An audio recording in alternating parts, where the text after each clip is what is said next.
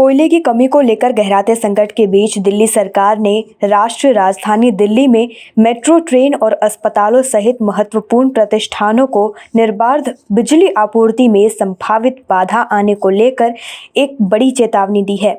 दिल्ली के ऊर्जा मंत्री सत्येंद्र जैन ने स्थिति का आकलन करने के लिए गुरुवार को एक आपातकालीन बैठक की और केंद्र को पत्र लिखकर अनुरोध किया कि वह राष्ट्रीय राजधानी को बिजली की आपूर्ति करने वाले बिजली संयंत्रों को पर्याप्त कोयले की उपलब्धता सुनिश्चित करे। दिल्ली सरकार ने केंद्र सरकार को लिखी चिट्ठी में कहा है, 2 पावर स्टेशन में 1 से 2 दिन का ही कोयला बचा है। एनटीपीसी दादरी 2 और ऊंचाहार पावर स्टेशन में 1 से 2 दिन का ही कोयला बचा है। इस बीच गुरुवार को दिल्ली में पहली बार पीक पावर डिमांड अप्रैल महीने यानी 6000 मेगावाट्स पहुंची। ये एक रिकॉर्ड है। डिस्कॉम्स का आकलन है कि इस बार गर्मी में पीक पावर डिमांड अब तक के सबसे ऊंचे शिखर 8200 मेगावाट तक पहुंच सकती है। राष्ट्रीय स्वयंसेवक संघ प्रमुख मोहन भागवत ने बृहस्पतिवार को कहा है कि हिंसा से किसी को भी लाभ नहीं होता और सभी समुदायों को एक साथ लाने और मानवता की रक्षा की आवश्यकता पर जोर दिया। भागवत का ये बयान देश के कई हिस्सों में विभिन्न समूहों के बीच हालिया झड़पों की पृष्ठभूमि में आया है।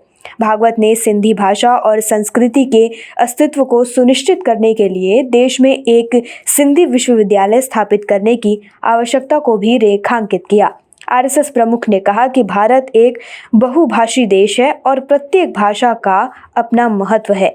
भागवत यहाँ पास के भानखेड़ा रोड पर कंवर राम धाम में संत कंवर राम के प्रपौत्र साईं राजलाल मोरदिया के गद्दीनशीनी कार्यक्रम में मुख्य अतिथि के रूप में बोल रहे थे। समारोह में अमरावती जिले और देश के विभिन्न हिस्सों से सिंधी समुदाय के सैकड़ों सदस्य शामिल हुए थे। महाराष्ट्र नवनिर्माण सेना प्रमुख राज ठाकरे को औरंगाबाद में सभा करने की इजाजत मिल गई है। हालांकि सभा की अनुमति देते हुए उनके सामने कुल 16 शर्तें रखी गई हैं, जिनका पालन उन्हें करना होगा। राज ठाकरे की सभा 1 मई को औरंगाबाद में होनी है। सभा को लेकर रखी गई शर्तों के अनुसार सभा में 15,000 से ज़्यादा लोग शामिल नहीं होने चाहिए।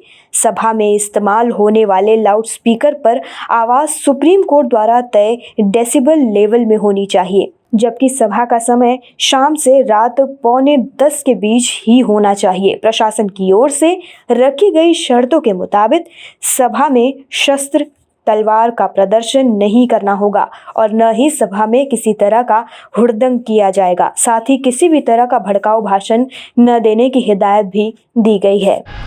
उत्तर प्रदेश के अयोध्या में अराजक तत्वों द्वारा माहौल खराब करने और दंगा भड़काने की कोशिश को पुलिस ने नाकाम कर दिया है। पुलिस ने 3 मस्जिदों समेत 4 स्थानों पर आपत्तिजनक पोस्टर, धार्मिक ग्रंथों की प्रतियां और आपत्तिजनक चीजें फेंकने के आरोप में 7 लोगों को गिरफ्तार किया है। पुलिस ने कहा कि गिरफ्तार किए गए 7 आरोपियों की पहचान महेश कुमार मिश्रा, प्रत्यूष श्रीवास्तव, नितिन कुमार, दीपक कुमार गौर उर्फ गुंजन, ब्रिजेश पांडे, शत्रुघ्न प्रजापति और विमल पांडे के रूप में हुई है। सभी आरोपी अयोध्या जिले के रहने वाले हैं। एसएसपी शैलेश कुमार पांडे ने कहा है कि इस मामले में 7 आरोपियों को गिरफ्तार किया गया है, जबकि 4 आरोपी अभी भी फरार हैं, जिनको जल्द ही गिरफ्तार कर लिया जाएगा।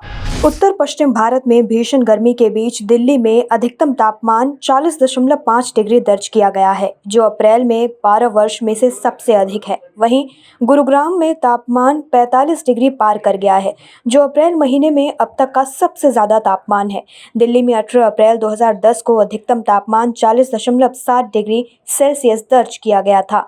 दिल्ली का अब तक का उच्चतम तापमान 29 अप्रैल 1940 को 45.6 डिग्री सेल्सियस दर्ज किया गया था। वहीं भारतीय मौसम विज्ञान विभाग के मुताबिक उत्तर पश्चिम भारत में भीषण गर्मी के बीच गुरुग्राम का अधिकतम तापमान गुरुवार को 45 डिग्री पार कर गया। गुरुग्राम में अधिकतम तापमान 45.6 डिग्री सेल्सियस दर्ज किया गया। तापमान अप्रैल महीने में पहली बार इतना पहुंचा है।